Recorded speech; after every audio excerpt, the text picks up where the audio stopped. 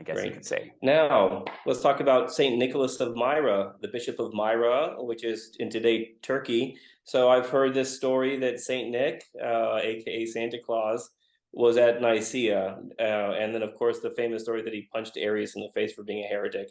What do you think about this story? Is there any historicity behind this, or no? Well, I'm willing to accept the fact that St. Nicholas of Myra was there, but Hmm. if he had punched Arius in the face, I would have thought that Eusebius or one of the 5th century historians or somebody would have mentioned it before a high medieval Byzantine saint's life. Hmm. So Yeah. that is highly doubtful. Also, if he wants to punch Arius in the face, he also has to go and beat up at least minimum 5 bishops who are also Hmm. there, who support Arius. And maybe even Eusebius of Caesarea needs to get taken down too. I mean, really, Yeah. So by this time, is Arius still a presbyter, or did Arius ever get consecrated or ordained as a bishop? I actually don't know that. Arius dies a presbyter. Well, no, Okay. Arius dies a layman. Oh, Arius never. because wow. Arius gets defrocked by Alexander, but all his friends say he's still a legitimate presbyter. But then one of the political results of the council. So in the council, we affirm they come up with the Creed of Nicea, which we talked about last time about sort of one of the most essential parts of that. At the end of the version that they come up with are all these anathemas against things that Arius himself specifically said, Hmm. such as there was when he was not. And so Yeah. Arius and 5 other bishops actually get exiled, um, which is the first for all those people who hate Constantine. I don't neither love nor hate him. He's an interesting historical figure for the church. This would count as the first show of force in favor of orthodoxy, that 5 people get exiled. Yeah, and in the Eastern Orthodox Church, Constantine is a capital S saint. He I don't is. know if that's He's true in the Western Church, but it is definitely in the Eastern Church. And you'll definitely. see icons to Saint Constantine. I mean, I lived in the Middle East for 7 years, and I remember going to Orthodox churches and every now and then seeing, on the iconostasis or one of the icons to Saint Constantine. Oftentimes next to or in the same composition as Saint Helena, his mother, who I think we can agree Saint Helena was genuinely a devout, pious Christian. Yeah. Constantine, you're right. There's a whole bunch of different opinions, but do you know of anyone who doubts that Helena was really a devout, committed believer? Outside of people who just want to doubt anything about religion, no. Hmm. I can't think of Okay, anyone who has explicitly said that, but I wouldn't be surprised if there's some random atheist out there who sure. denies. But no one seriously denies the piety of Helena, um, and which is magnificently displayed in Evelyn Lenoir's novel of the same name about her. Great. So Well, I was born in Helena, Montana, and the Catholic Church there, the Catholic Cathedral is, surprise, the Church of St. Helena or the Cathedral of St. Helena. So the name and the saint are close to my heart. My favorite place in the Church of the Holy Sepulchre in Jerusalem mhm. is, in fact, the Chapel of St. Helena, which is way underground underneath the Armenian Chapel. I think a lot Ooh, of people go there and don't even know that it exists. It's basically like a cave. According to tradition, is where she found the relic of the true cross. Well, who knows? But it's a beautiful part of just kind of how the geography of the Holy Land and the holy places in the Holy Land have been influenced by this woman, and we could give a lot of other examples. But let's go back to yes. the political question. So Constantine, he probably, as you say, he probably has his initial position, but it seems like his main priority is to have a kind of unity or consensus among the Christians. He seems to have this kind of conviction that if the Christian church can stay together, that's going to be good for my empire, which spans scores of languages and ethnic groups and 3 continents. I mean, it's a really big thing. So, I mean, I just on a pragmatic or political level, leaving aside the theology, I think that anyone looking at Constantine should be able to say that that's a legitimate concern. Having religious unity, it should be able to help to have political unity among the people. Does it work? Is his political project, not the theological, but the political project, Is it successful or not?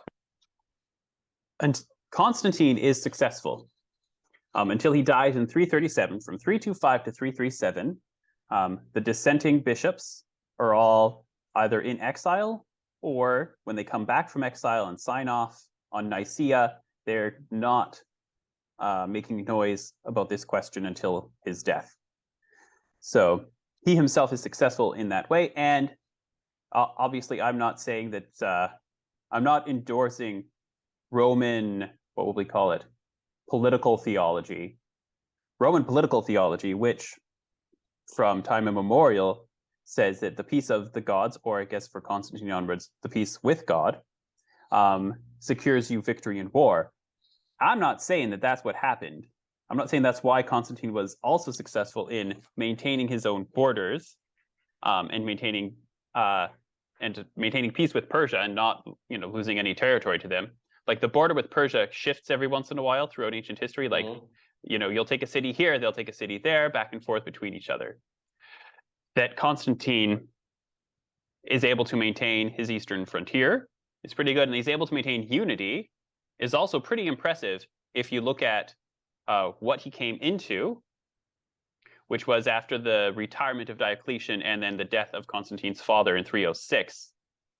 All of the people who are supposed to be working together as a college of emperors start deciding that, they're going to fight with each other and try to have basically either one ruling family or the whole thing to one guy. And Constantine is of the mind that there should just be one thing for the whole thing for one guy.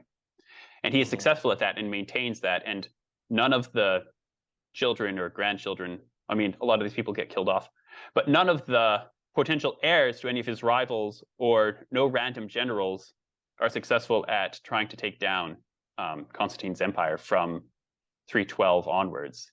He is victorious in war. And that is and he is also a Christian. So you can see how, I'm not saying that Constantine being Christian means he wins wars, but the two things do coincide. So you can see how this would be for later generations, his sons and others. This would be a thing that they're going to be taking into account when they also assume the reins of power. Good. So what we normally call the Nicene Creed has what is technically called the addition of Constantinople, because apparently there are some questions left untied, even though, as you just very nicely explained to us, Constantine, or like during his life, is rather successful in his project. But that success doesn't last indefinitely, and we run into some additional problems and maybe some unfinished business. Can you tell us just briefly about the Second Ecumenical Council in 381? Sure. And why that was necessary? So from 337 to 381, Constantine's, just a second. What? Well, then how about you play with toys instead? Sorry. So 337 to 381, what basically happens is Constantine dies and his sons take over, and his one most powerful son, Constantius II, who ends up, killing off his brothers and the entire royal family, is himself a supporter of the Arian position. And so he tries to do with Arianism, we're obviously not getting the niceties of different varieties of Arianism. He tries to do with that sort of thing what Constantine had done with the Nicene faith. But whereas Constantine's like one and done, Constantius ends up holding council after council after council and exiling Athanasius from Alexandria more than one time. And then councils are held during Constantius's reign that are contrary to his wishes. Like the bishops decide things he doesn't want them to decide, like Athanasius isn't guilty of any canonical crimes, and the faith of Nicea is great. He's like, no, that's not what I told you to do.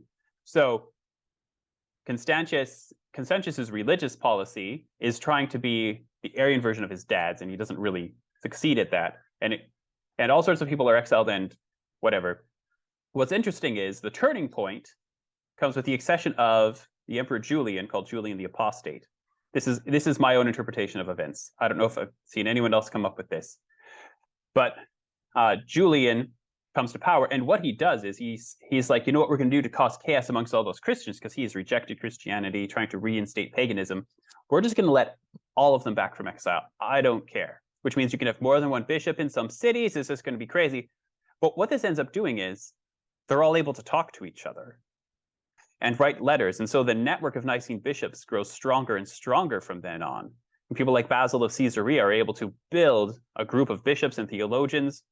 And some groups who thought they were different, actually turns out they're using different words to mean the same thing. And so they quote, change sides, but really they realized they were always on the same side. And so then from 361 to 381, the Nicene cause is growing in strength, it's growing in clarity of articulation. And all of these things are happening.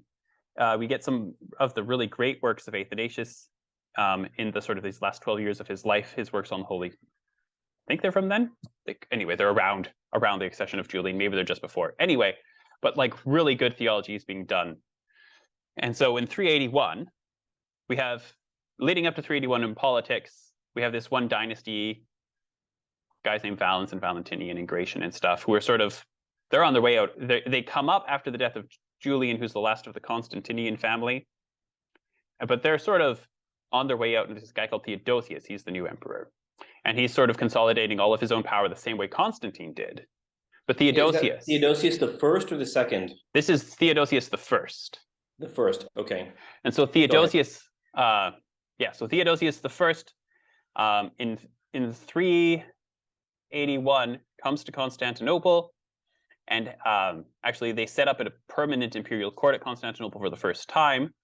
Although it had had a senate and all these things and had sort of been second Rome, the emperors were when they were in the East were still largely sort of this roving from city to city kind of thing, or Nicomedia because it's nicer. But now he calls a council there, headed by St. Gregory of Nazianzus, St. Gregory the theologian, one of the greatest of the Greek fathers, to finally put to rest the Nicene controversy. And it succeeds. And one of the reasons it succeeds, though, is that after the council, which gives us what we call the Nicene Creed, which is slightly different from the one from 325, Theodosius then has 10 sort of theological commissioners. Gregory of Nyssa is one of them, whose job is to go out and to meet with all the other bishops and talk to them about what was decided at the council and why. And so then what this means is that people are actually, the guys who can't be at the council are still nevertheless engaged at a personal level and not just signing randomly on a document. Because in my experience, a lot of people who hold opinions that are heterodox or even heretical sometimes simply don't know the reasons why orthodoxy is the right answer. And it's remarkable sometimes you say, oh, well, this is why. And they're like, oh, yes, right? I knew a guy once who was like basically turning into an Arian. And then an Anglican priest handed him a prayer book and said, well, you should read the Creed of St. Athanasius. So he did. And he was like, oh, that's how the Trinity works. Well, yeah. And that was all he needed. Just something saying, this is what orthodoxy says. And so these 10 commissioners go out and do that in the 380s. And I think that's a really important step as well. Great. Well, one final question, and if you don't want to address this right now, we can do it some other time, but it is also during the 4th century that we have the final universal little c Catholic agreement on the books of the New Testament. And it's so curious to me, and it seems important that these things are going on at the same time. This very serious reflection on the incarnation, on the nature of the Word, the relation of the Word or the Son to the Father. But it's also during this time that we have a consolidation and a universal agreement on the books in the New Testament canon. Do you want to tell us a little bit about when that happens and where that is, and if that is related to the theological and political moves or not? I would say very briefly then, why not? The canon of the New Testament has sort of like been almost, we could say, unofficially settled before the 4th century. But I think the reason why we start getting more people actually writing it down, like Athanasius in 367, the Council of Carthage in 397, Pope Innocent the First in 405, I think, and other people, but those are like the three that stick in my mind. The reason why people are asking about this and talking about it is because there is a desire for unity, and there is a desire not simply to kick out the so-called Arian bishops, but to actually win them over to orthodoxy. And the main thing that's going on is that everyone's arguing about what is the meaning of Scripture, right? That's where theology comes from. It's not pure logic, right? The theology of the church comes from her liturgy, her Scripture, and her interaction between those with reason and tradition. And so knowing what are the bounds of sacred Scripture so you can actually have these conversations and arguments is actually really important. And so it's I think that's part of why we start getting more codifications of what was sort of unofficially already in agreement, that you can't fight with an Arian if he disagrees with you as to what is Scripture. So that's the short version. Excellent. Well, thank you. I think we've covered some really interesting material today. Are there any other notes or comments you'd like to make that we have not gotten into that you think are particularly important or interesting for the audience? I don't think so. I think we've covered the main exciting bits of this. Okay, great. Well, thank you so much, Dr. Thank Matthew you. Hoskin. And your course, I'm sure, is going to be a great hit. And I will have the link below in the box under the YouTube text, or under the YouTube video in the text box. There you go. Great. Thanks.